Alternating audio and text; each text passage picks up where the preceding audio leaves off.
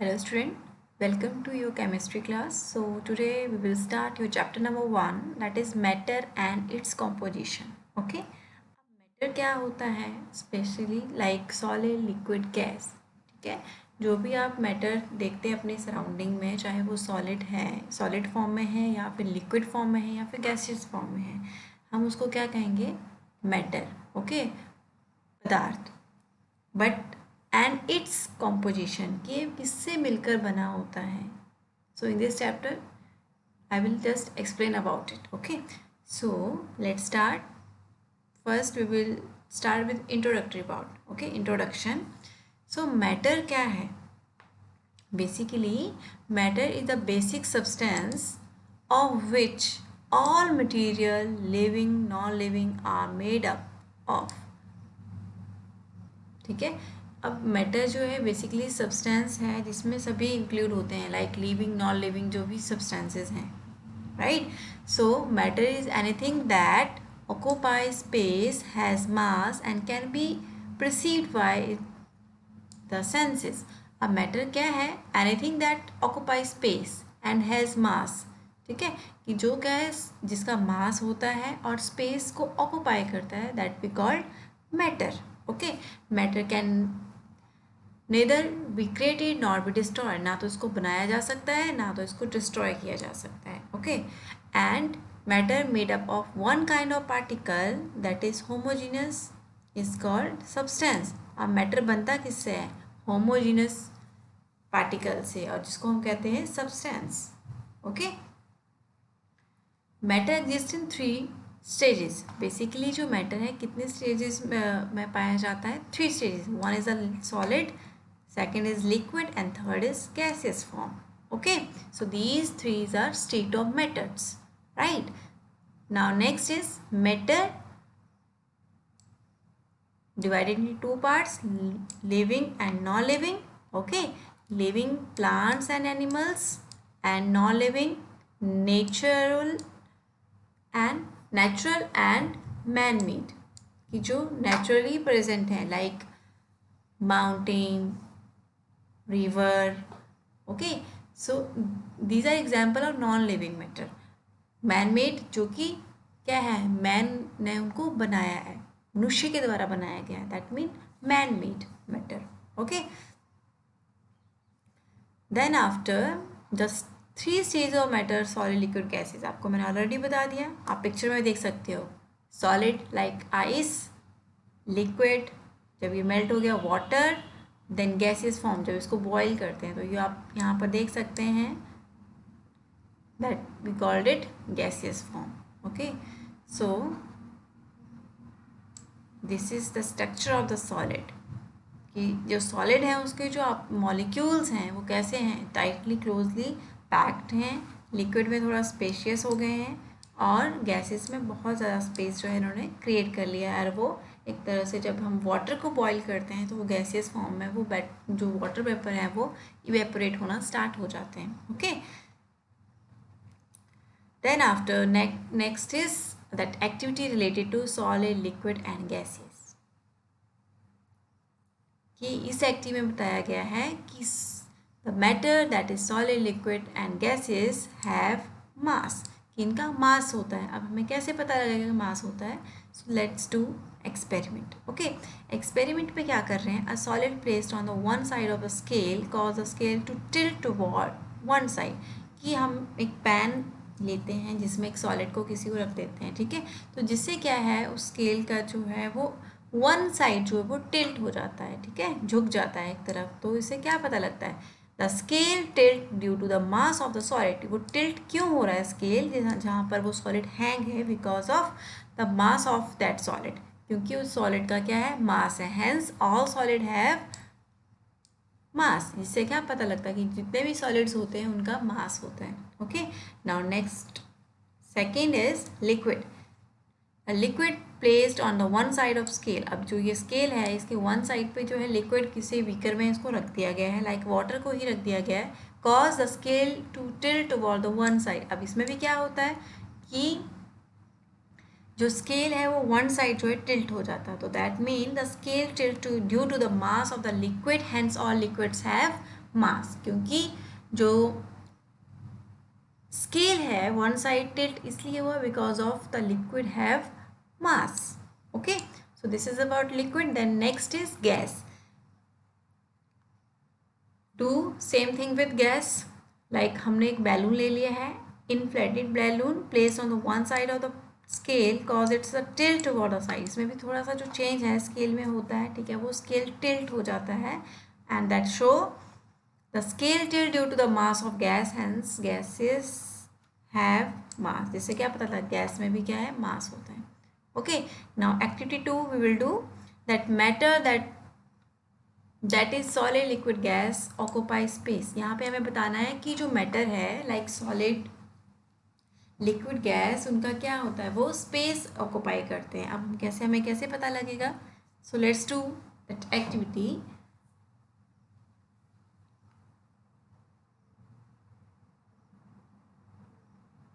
First we will do for that solid. अब यहाँ पे एक मेजरिंग सिलेंडर लिया गया है, इसमें क्या किया है, वाटर से इसको फिल कर दिया गया, that is cylinder 1A. Okay, then after in second cylinder उसमें हम क्या कर रहे हैं, a piece of solid stone is emerge inside the measuring cylinder, water level rise. अब क्या है, उसमें एक पीस ऑफ स्टोन जो है थ्रेड के साथ है उसके अंदर डिप कर देते हैं, उसको इमर्ज कर देते हैं, डाल देते हैं. तो जिससे क्या होता है, वाटर का लेवल जो है आप पिक्चर में देख सकते हैं. पहले यहाँ पर सपोज ये 100 था, ठीक है. अब जब उसके अंदर जो स्टोन को इमर्ज किया गया, डाला गया, तो जो स्टोन के डालने से जो है वाटर लेवल इंक्रीज हो गया और वो कहाँ पहुँच गया, 200 पर. दैट मीन वाटर लेवल जो है इंक्रीज हो गया, राइज अप हो गया. Now removal of the stone. अब क्या करते हैं, रिमूवल ऑफ स्टोन कर दिया है, मतलब कि जो हमने स्टोन को इमर्ज किया था पार्ट बी में, आप देख सकते हैं, तो अब हम उसको रिमूव कर देते हैं. तो इससे क्या होता है, the cylinder falls down back to mark A. कि जो पहले वाला उसकी पोजीशन थी वाटर की वो वहीं पर वापस आ जाती है, ठीक है. दैट मीन वो 100 पर फिर से वाटर लेवल आ जाता है. Conclusion, the stone occupies space of the water and thus pushes the water level up and the all solids occupy space. अब इससे क्या पता लगता है कि जैसे ही हमने स्टोन जो कि क्या है, सॉलिड है, ठीक है, सॉलिड मैटर है, तो जैसे उसको हम वाटर के अंदर इमर्ज करते हैं तो उससे क्या है, सॉलिड ने अपना स्पेस को ऑक्यूपाई कर लिया, जिसके कारण जो है वाटर लेवल इंक्रीज हो गया. सो इससे पता लगता है कि all solid occupy space. Okay, then in second case that air occupy space. अब इसका कैसे पता लगेगा, so let's do one activity related to this. चलिए हम क्या करेंगे, सबसे पहले अ ग्लास बीकर, एक ग्लास बीकर लेंगे, is half filled with water as show in diagram. Diagram में देख रहे हैं आप कि उसको क्या करना है, हमें आधा वाटर से फिल कर देना है. You can do it at home, आप इसको घर पर भी कर सकते हैं, it's very easy to do. Okay, so second step में क्या करेंगे, an empty glass tumbler which contain air, it's inverted and lower inside the glass beaker. अब आप क्या करेंगे, गिलास लेंगे और उसको इन्वर्टेड फॉर्म में क्या कर देंगे, जो वाटर है उसके अंदर उसको डालेंगे, जैसे कि पिक्चर में बताया गया है, ठीक है. अब आप क्या देखेंगे, ऑन टिल्टिंग द टम्बलर, जैसे अब उसके क्या है, अंदर क्या है, गैस, ऑलरेडी गैस तो हमारे सराउंडिंग में है, तो जैसे ही हम उस गिलास को क्या करेंगे, इन्वर्टेड फॉर्म में करेंगे, मतलब उसको उल्टा करेंगे और वाटर के अंदर, जब बीकर के अंदर डालेंगे, तो उससे क्या होगा, जो है एयर जो है एक तरह से वहाँ पे प्रेशर अपना प्रेशर अप्लाई करेगी, ठीक है. अब यहाँ पर क्या है, ऑन टिल्टिंग द टम्बलर, अब जैसे हम उसको थोड़ा सा टिल्ट करते हैं, थोड़ा सा टेढ़ा करते हैं, the air inside the tumbler is displaced and bubbles of air seen coming out. आप यह पिक्चर में देख सकते हैं क्या हो रहा है कि जैसे उसको टिल्ट किया तो एयर क्या है, खुद को डिस्प्लेस कर रही है, ठीक है. अब एयर तो क्या है, जैसे ही उसको स्पेस मिलता है वो वहाँ से रिलीज़ हो जाती है, ठीक है. तो यहाँ पर क्या होता है, जैसे हमने टम्बलर को क्या किया, टिल्ट किया, तो वहाँ पर बबल जो है गैसियस फॉर्म में, वो एक तरह से जो गैस है वो बबल फॉर्म में हमें दिखना स्टार्ट हो जाती है. सो इससे क्या पता लगता है, conclusion is that the air is pushed out the water on tilting of tumbler inside the beaker of water. तो क्या है, एक तरह से जो एयर है वो पुश कर रही है वाटर को, और जो हमें बबल्स दिख रहे हैं जिसके कारण, तो इससे क्या पता लगता है, एयर और गैसेस ऑक्यूपाई स्पेस, की एयर भी क्या है, स्पेस को ऑक्यूपाई करती है। Okay, now here see is the 3 states of matter general properties. इनकी कुछ जनरल प्रॉपर्टीज़ हैं सॉलिड, लिक्विड एंड गैसेस की, वो मैं आपसे वन बाय वन डिस्कस करूँगी। So first we will start with mass. So solid have mass, okay, जो solid है उसका मास होता है। Okay, liquid have mass, liquid का भी मास होता है, and gases also have mass, right. So this is first property. Then next space, क्या सॉलिड स्पेस को ऑक्यूपाई करते हैं? Yes, solid occupy space, liquid also occupy space, and gases also occupies space. Now third is volume. तो क्या solid का volume होता है? Yes, solid का वॉल्यूम होता है। That mean they have definite volume, liquid also have definite volume, but gases have no definite volume. Okay, then shape, क्या solid की डेफिनेट शेप होती है? Yes, solid have definite shape, liquid की कोई definite shape नहीं होती है, ठीक है। जिस कंटेनर में डालेंगे वो उसके अकॉर्डिंग अपनी शेप को चेंज कर लेता है, and same with gases. So that mean gas have no definite shape. Okay, then compressibility, क्या कंप्रेस मीन कि हम उस पर दबाव डाल के उसके साइज को स्मॉल कर सकते हैं, तो हम सॉलिड को कर सकते हैं, that mean no. So solid have no compressibility, liquid have slightly compressibility, and that gases have highly compressibility. उसको मतलब हाईली कंप्रेसिबिलिटी मतलब हम अधिक उसको प्रेशराइज करके उसको स्मॉल को, जो साइज होता है उसको स्मॉल कर सकते हैं, that mean high compressibility. Okay, now next is density. Density, so that solid have high density, okay, liquid have less density, and gases have least density. Okay, so this is about the density.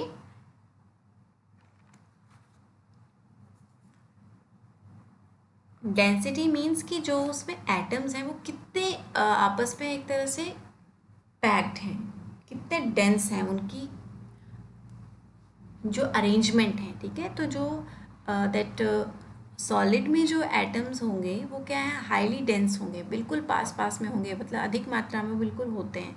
But जो density of that atoms हैं, एक तरह से हम क्या बात करें उनकी, अगर लिक्विड में बात करें तो बिल्कुल लेस डेंसिटी होती है, और जो हम बात करें that density about that gases, तो उसमें सबसे कम होती है। Okay, then next is free space. Free space means solid में any number of free space होता है, लिक्विड में 1 फ्री सरफेस स्पेस रहता है, and that mean and about that gases have no free space, ठीक है। अब इसमें यहाँ बताया गया है कि जो सॉलिड है, देखिए, तो any number of the free space, ठीक है। फ्री स्पेस मीन्स कि देखिए कि वहाँ पर जो हैं, जो सॉलिड के पार्टिकल्स हैं, दैट एटम्स और मॉलिक्यूल, तो हम उनको क्या बोल सकते हैं कि वो एक तरह से फ्री स्पेस में होते हैं। क्यों फ्री स्पेस में? बेसिकली क्योंकि उनकी जो एटम है बिल्कुल पास पास में है, ठीक है, तो उनका एक तरह से वहाँ पे स्पेस है, ठीक है, वो क्लोजली पैक्ड है वहाँ पर। बट जो लिक्विड है वहाँ पर जो है एक तरह स्पेस वहाँ इंक्रीज होने स्टार्ट हो जाता है, ठीक है, तो जिसके कारण वो उनके बीच में सिर्फ 1 अपर फ्री स्पेस रहता है, ठीक है। बट जो गैसेस होती हैं वो बिल्कुल उनके जो एटम्स हैं बिल्कुल दूर दूर हो जाते हैं, that mean no free space, right. So next is here diffusion. Diffusion means कि क्या वो जो उसके एटम्स हैं सॉलिड के वो डिफ्यूज़ हो जाते हैं? No, no diffusibility, slightly diffusibility, and highly diffusibility. Okay, next about that arrangement of atoms. अब आप यहाँ पे अरेंजमेंट देख सकते हैं कि जो एटम्स होते हैं सॉलिड, लिक्विड, गैस, उनकी क्या अरेंजमेंट रहती है, ठीक है। अब सॉलिड क्या होते हैं? हार्ड होते हैं, दैट मीन उनके जो एटम्स हैं उनके अरेंजमेंट क्या होगा? They very closely packed. आप पिक्चर में देख सकते हैं कि ये बिल्कुल टाइटली क्लोजली पैक्ड हैं, ठीक है। Then next is liquid not closely packed. जो लिक्विड के एटम्स है वो इतने ज़्यादा क्लोजली पैक नहीं होते हैं, मीन्स कि जितने सॉलिड में होते हैं उस तरह से पैक नहीं होते हैं, ठीक है, वो थोड़े से दूर दूर में होते हैं। And in that gases form far apart. Gases में जो एटम्स हैं उनके बीच में बहुत ज़्यादा जो है एक तरह से अपने बीच में वो स्पेस क्रिएट कर लेते हैं, ठीक है। Then about space between atoms और molecules.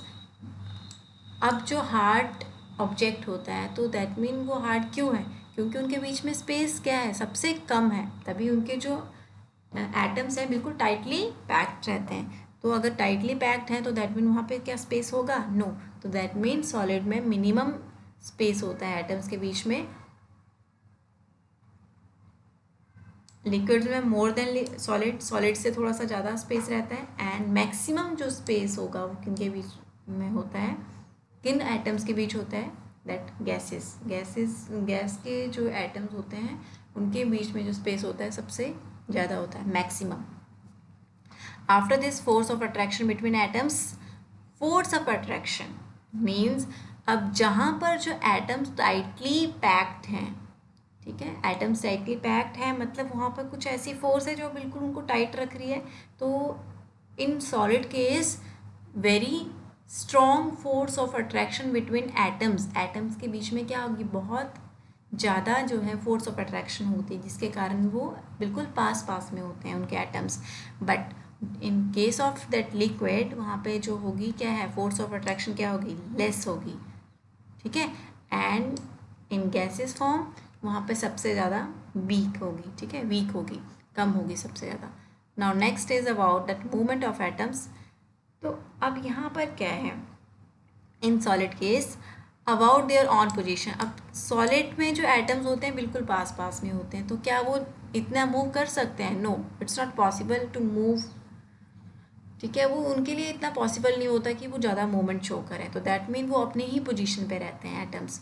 But in case of liquid it in continuous motion, वो थोड़ा सा मूव करते हैं क्योंकि उनके बीच में स्पेस होता है जिसके कारण वो मूव करते हैं। आपने देखा ना, वाटर अगर हम उसको शेक करते हैं तो वो हिलता है, ठीक है, तो दैट मीन वो क्यों हिल रहा है, क्योंकि उसका एक तरह से जो स्पेस है एटम्स के बीच में वो थोड़ा सा ज़्यादा रहता है as compare to that solid, तो जिसके कारण वो थोड़ा सा मूवमेंट शो करते हैं एटम्स, ओके।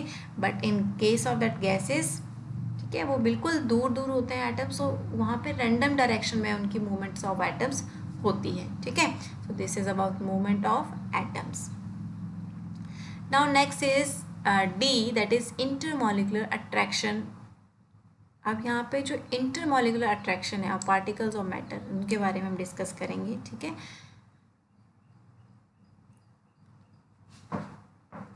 सो यहाँ पे बताया गया है कि matter is any state, matter की जो भी स्टेट है, it compose of small particles. ये किससे मिलकर बना होता है, स्मॉल पार्टिकल से मिलकर बना होता है, जिसको क्या कहते हैं, मॉलिक्यूल्स, एटम, आयंस, ठीक है, जिनको क्या नाम दिया जाता है, मॉलिक्यूल्स, एटम्स, आयन। जो सबसे स्मॉल यूनिट होती है इसमें वो एक एटम है, जिससे एटम आपस में मिलकर क्या बनाते हैं, molecules, okay. Now particles of matter, अब इनके बारे में कुछ प्रॉपर्टीज़ हैं। अब ये जो पार्टिकल्स ऑफ मैटर कैसे होते हैं, पार्टिकल्स क्या है, मॉलिक्यूल्स के बारे में यहाँ पे बताया गया, okay. They are very small, have intermolecular attraction between them, इनके बीच में क्या होता है, इंटरमॉलिक्यूलर अट्रैक्शन होता है, चाहे वो कम है या ज़्यादा है, लेकिन वो इंटरमॉलिक्यूलर अट्रैक्शन होता है, ठीक है। अब एटम्स प्रेजेंट हैं तो दैट मीन वहाँ पे इंटरमॉलिक्यूलर अट्रैक्शन भी प्रेजेंट होगी, ठीक है।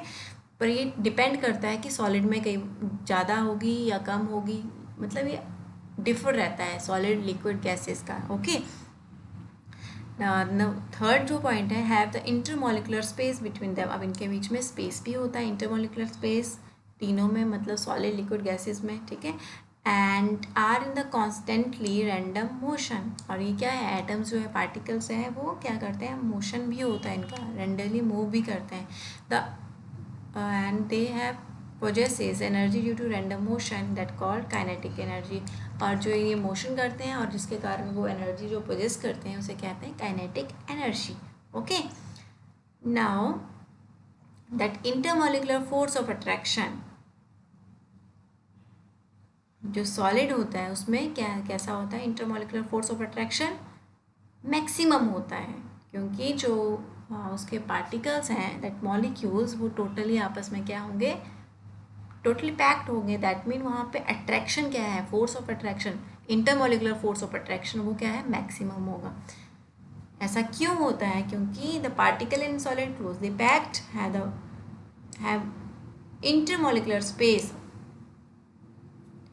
अब स्पेस तो कम है बट अट्रैक्शन ज़्यादा है, ठीक है, आपको याद रखना है। If intermolecular space is minimum, अगर इंटरमॉलिक्यूलर स्पेस मिनिमम होता है तो दैट मीन वहाँ पे फोर्स ऑफ अट्रैक्शन क्या होगा, इंटरमॉलिक्यूलर फोर्स ऑफ अट्रैक्शन ज़्यादा होगा, क्योंकि अब वहाँ पे स्पेस ही नहीं है तो वो अट्रैक्ट है ना आपस में, तभी वो क्या है, क्लोजली पैक्ड है। Okay, can vibrate about,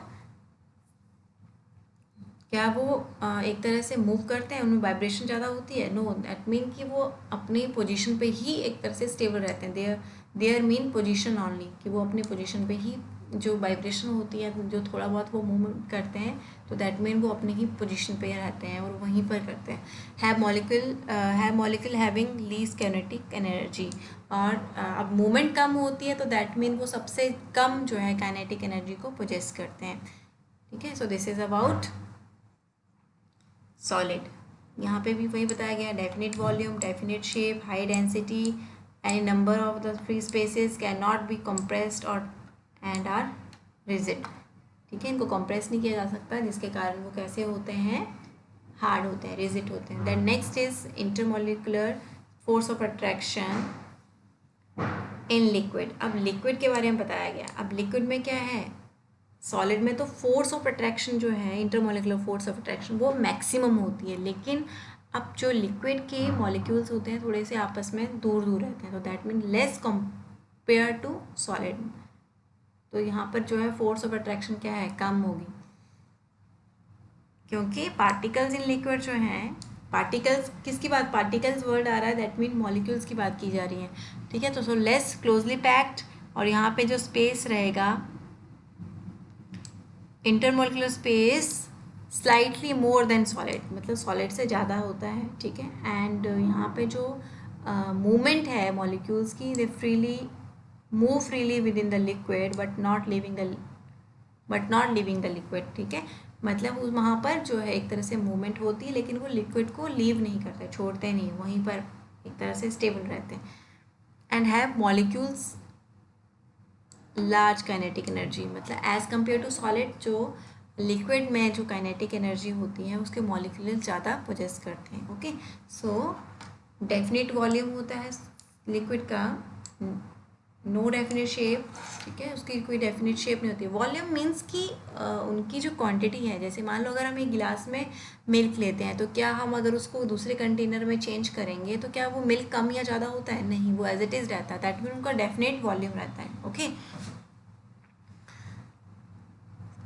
and next is no definite shape, already बता चुकी हूँ, उनकी डेफिनेट शेप नहीं होती है, लेस डेंसिटी होती है, ठीक है, as compare to solid, and one upper surface free surface होता है, एंड स्लाइटली कंप्रेस, उनको थोड़ा कंप्रेस किया जा सकता है, उनके ऊपर कोई प्रेशराइज थोड़ा किया जा सकता है, दैट मीन जिसके कारण वो लेस रिजिड होते हैं, मतलब जितने सॉलिड हार्ड होते हैं उतने लिक्विड नहीं होता है, ठीक है, कोई भी लिक्विड सब्सटेंस थोड़ा सॉलिड से थोड़ा सॉफ्ट होता है, दैट मीन उसकी जो कंप्रेसिबिलिटी है थोड़ी सी ज़्यादा होती है as compare to solids. Okay, then next is that is intermolecular force of attraction in gases, तो वो निग्लिजिबल है, मतलब एक तरह से होती ही नहीं है।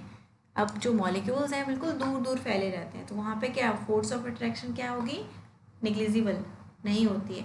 आपको एक जो पॉइंट है वो बेसिकली याद रखना है, जहाँ पे मिनिमम स्पेस होगा, इंटरमॉलिक्यूलर स्पेस, एटम्स के बीच में, मॉलिक्यूल्स के बीच में, तो वहाँ पर जो फोर्स ऑफ अट्रैक्शन है वो क्या है, ज़्यादा होती है। अब स्पेस ही कम है तो वहाँ पे अट्रैक्शन क्या होगी, ज़्यादा होगी, लेकिन जहाँ पर जो एक तरह से हम बात करें कि जो इंटरमॉलिक्यूलर स्पेस है वो क्या है, वहाँ पे ज़्यादा है, तो दैट मीन कि वहाँ पे फोर्स ऑफ अट्रैक्शन जो है, intermolecular force of attraction molecules के बीच में, वो क्या है, ज़ीरो होगी, निग्लिजिबल होगी, नहीं होगी। Okay, so particles in gases, यहाँ पे कुछ प्रॉपर्टी है पार्टिकल्स की, मॉलिक्यूल्स की, लीस्ट क्लोजली पैक्ड नहीं होते हैं, have intermolecular space between that molecules very large, बहुत ज़्यादा होती है, as compare to solid and liquid they freely moved in any direction and fill any space, ठीक है। तो ये फ्रीली मूव कर जाते हैं मॉलिक्यूल्स एंड है molecules having very large kinetic, अब बहुत ये मूवमेंट करते हैं तो दैट मीन जो काइनेटिक एनर्जी है वो सबसे ज़्यादा कौन पोजेस करते हैं, किसके मॉलिक्यूल पोजेस करते हैं, गैसेस के molecule. Okay, then that some properties here related to gases have, they have no definite volume नहीं होता है, no definite shape, least density होती है, no free surfaces and can be slightly compressibility can be highly that compressible and are not rigid, ठीक है। इनको highly compress किया जा सकता है, इनको प्रेशराइज करके इनको एक, मान लो हम किसी, जैसे मैंने आपको पहले बताया कि एक सिलेंडर में जब हम गैस को फिल करते हैं दैट मीन हमने उसको क्या कर दिया, कंप्रेस कर दिया उसको, ठीक है। तो उसने उस सिलेंडर की जो शेप है वो ले ली है, ठीक है। So this is about that some properties related to that solid, liquid and gases. Okay.